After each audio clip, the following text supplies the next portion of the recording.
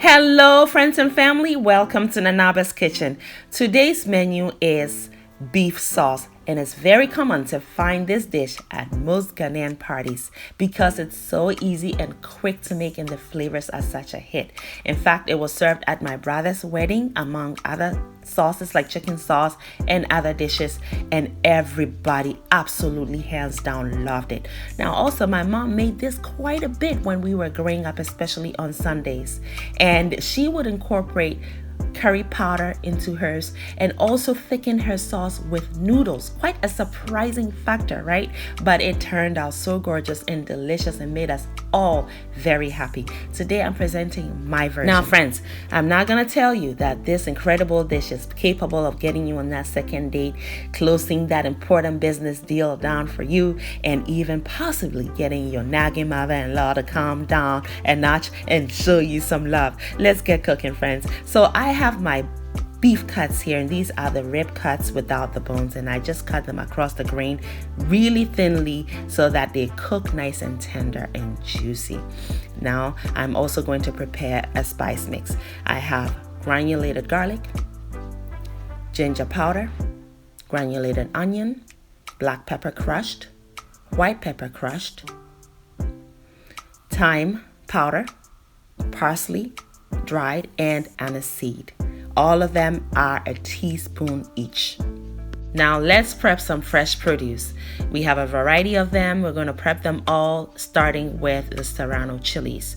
Now the Serrano chilies, when cooked, although they have some heat and will bring that necessary kick to the dish, when it's cooked, it brings down the heat level quite a bit. So keep that in mind, but you may omit them. I love the fragrance that it brings to the table. Now we're also going to incorporate some scallions, and we're only going to prep the white part for now. That's the part we're going to cook. And then we'll reserve the green part for garnish later on. Your pot needs to go on medium heat, and incorporate the oil of your choice. You know I love my cold pressed coconut oil for that extra flavor, so that goes in first, and then I add my prepped ingredients and a little bit of salt. So sweat these ingredients and to quickly perfume the oil with their fragrance. So there we go. You want to cook this for about 2 minutes and then incorporate your meat.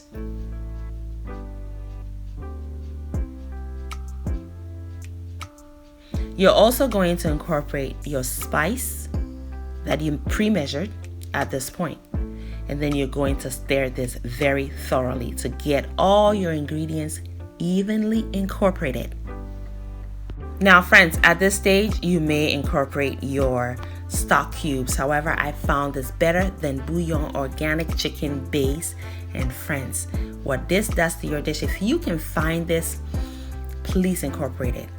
Oh my gosh, it takes the flavors up to the next level, and it's minus any artificial flavors, minus MSG. It is so safe to cook with, and it's super delicious. So I incorporated 1 tablespoonful of it and mix it in and cover the pot and let it cook for 20 minutes, by which time the meat will be completely cooked through and ready for the next step. While that's going on, we're going to prep the rest of our vegetables. And feel free to use any vegetable of your choice. I love a lot of color in my cooking, and carrots are one of the world's most pigmented vegetables and also very nutritious for you. So I cut them into thin slices like that, thin strips, more like that. And I'm also going to be incorporating some bell peppers, green, red, and yellow. I love the fragrance it brings to the table, and also the color and the nutrition as well. Again, cut them into any size, any shape you want. Now my onions are white onions, but you can use any kind of onions you want. And I also prepped some green beans, and this here is mushrooms, and what you do to clean them is just wipe them off with a damp kitchen towel or paper towel.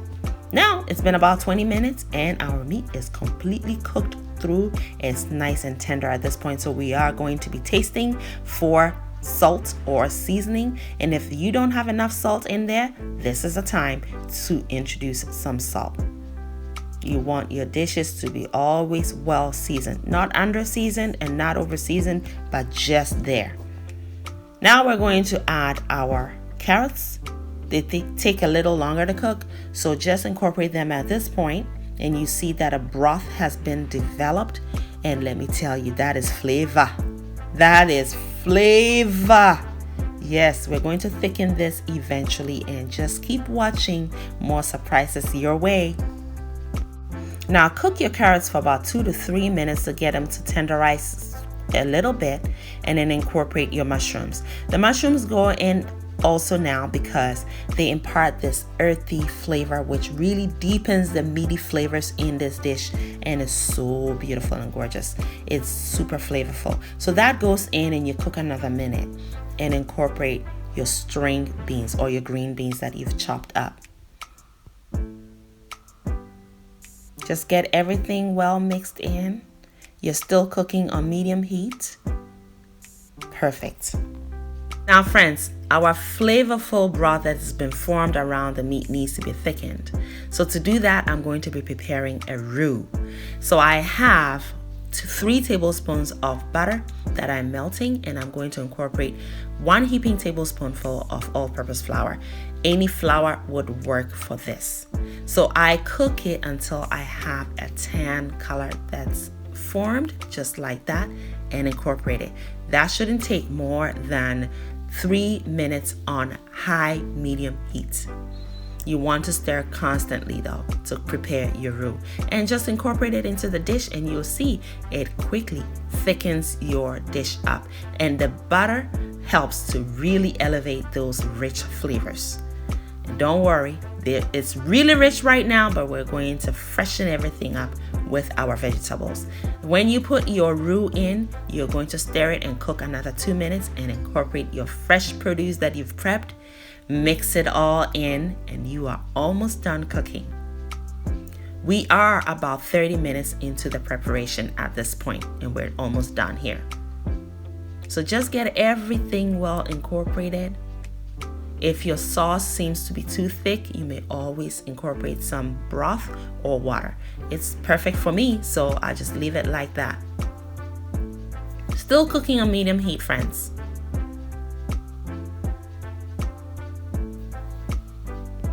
Now friends, you let your vegetables cook for about 1 minute to 2 minutes, not exceeding 2 minutes. You don't want to overcook your vegetables. And the green part of our scallions that we reserved in the beginning, we chop them finely and finish off the cooking with it. Just look at this gorgeousness, this beautiful dish. We served it with some rice. What a hit on my dining table. My children were so happy. It brought me back so many great memories from when I myself was a child. Just look at that. I hope you try this quick, easy, and yet flavorsome recipe, and let me know what your feedback is. So now it's served. It's on the dining table, and our family was digging in like nobody's business. Here goes my first daughter, helping herself. Yes, some sauce. Oh, it was delicious. We had a lot left over, and I just used my food saver and packaged them and put them into the freezer. We can use it on another day. Just look at that. Are you not inspired to try this recipe? I hope you are. I cannot wait to hear from you after you try the recipe. This is mine. And yes, the cook deserves to eat too. Thank you all so much for watching. I hope you enjoyed the video and that you were inspired to try it. Make it a great day, friends. And as always, have fun, especially in that kitchen.